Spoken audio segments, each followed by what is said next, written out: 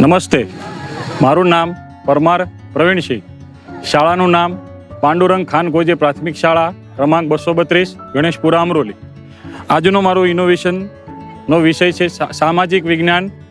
મારા હાથમાં આ એક પોકેટ બુક સ્વરૂપની બુક છે. આ બુક બનાવવાનો વિચાર અમને કોરોના સમયમાં આવેલો હતો. કોરોના સમયની પરિસ્થિતિ એવી હતી કે વિદ્યાર્થી પાસે ઓનલાઈનનું શિક્ષણ હતું પણ ઓફલાઈન ન હતું.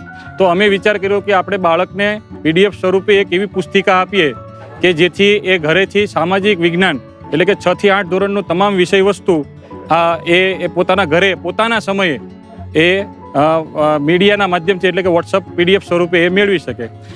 આ માટે અમે સામાજિક વિજ્ઞાનના ટોટલ WhatsApp ગ્રુપ જેટલા પણ હતા સામાજિકના, એના 500થી વધારે શિક્ષકો પાસેથી આ વિશે અમે માહિતી મગાવી.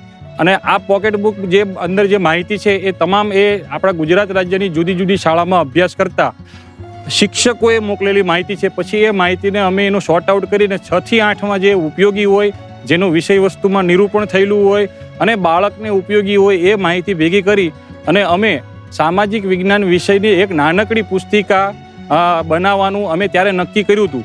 પણ પહેલાં એને અમે PDF સ્વરૂપે પસંદ કર્યું અને પછી અમે PDF આખા ગુજરાતની તમામ શાળાઓમાં શિક્ષકો સુધી પહોંચાડી અને શિક્ષકોએ વિદ્યાર્થી સુધી પહોંચાડી. એનો સુંદર મજાનું રિવ્યૂ મળ્યા બાદ અમને એમ થયું કે ચાલો ને હવે આ જે PDF છે એને આપણે બુક સ્વરૂપમાં એને નિરૂપણ કરીએ. તો પછી અમે વિચાર કર્યું કે ભાઈ આપણે એક એવી સરસ બુક બનાવીએ આપણા શાળાના બાળકો પૂરતી કે ભાઈ એ લોકો પોતાના સમયે વાંચી શકે. તો આ એક પોકેટ બુક એવી છે કે એની સાઇઝ આપણા હાથમાં આવી જાય એવી બુક છે. એને વિદ્યાર્થી પોતાના ખીચામાં પણ મૂકી શકે, પોતાના દફતરમાં પણ મૂકી શકે. અને બીજી વસ્તુ કે આની અંદર જે પણ માહિતી છે એ સચિત્ર અને રંગીન માહિતી છે. બરોબર.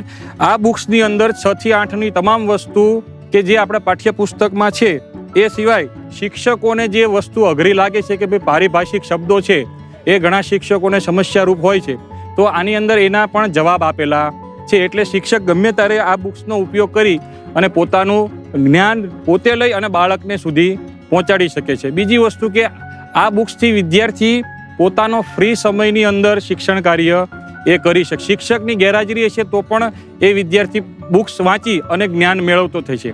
એવું જરૂરી નથી કે શિક્ષક કદાચ કોઈ સંજોગો વસાત ન આવ્યા હોય તો પણ એ આમાંથી જ્ઞાન મેળવી શકે. બીજી વસ્તુ કે એવું આ બુક્સનો બીજો ઉપયોગ કે વિદ્યાર્થીઓને જે સ્પર્ધાત્મક પરીક્ષા છે એ સ્પર્ધાત્મક પરીક્ષાની અંદર પણ એની સવાલ જવાબ તૈયારી કરવા માટે આ બુક્સ કામમાં આવે છે.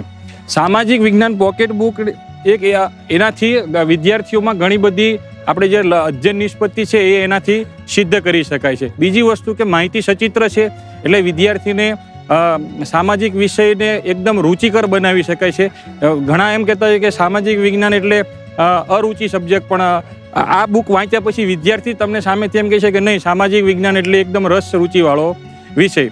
બીજી વસ્તુ કે આ બુકનું જે સામાજિક વિજ્ઞાન સથવારો નામ છે એ પણ શિક્ષકો દ્વારા જ આપવામાં આવેલું છે આ નામ. બીજી વસ્તુ કે આ જે આ બુક છે એની કોઈ કિંમત નથી. બરોબર. એટલે કે આપણે બાળકોને PDF સ્વરૂપે જ આપવાની છે. આની કોઈ વેચાણ અર્થે બુક નથી.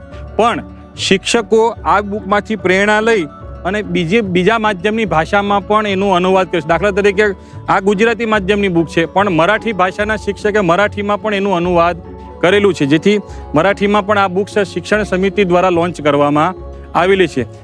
સારી વાત એવી છે કે મરાઠી ભાષામાં બુક લોન્ચ થયા પછી ઉર્દુ માધ્યમના શિક્ષકને પણ વિચાર આવ્યો કે ભાઈ અમારે પણ આને ઉર્દુમાં ટ્રાન્સલેટ કરવાની છે, તો એનું કામ એ લોકોએ અત્યારે પ્રગતિમાં રાખેલું છે. એટલે આપણે જો કહેવું હોય કે ભાઈ સામાજિક વિજ્ઞાન વિષય કેવો છે, તો સામાજિક વિજ્ઞાન એકદમ રસવાળો વિષય છે પણ એને આપણે રસવાળો બનાવવો પડે.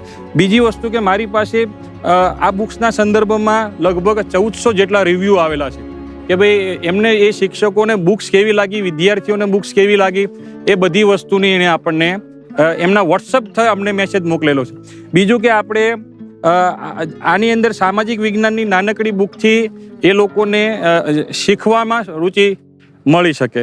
એટલે આ બુકનો ઉપયોગ શિક્ષણ જગત કરે એવી ખૂબ ખૂબ મારી પ્રાર્થના, વિનંતી.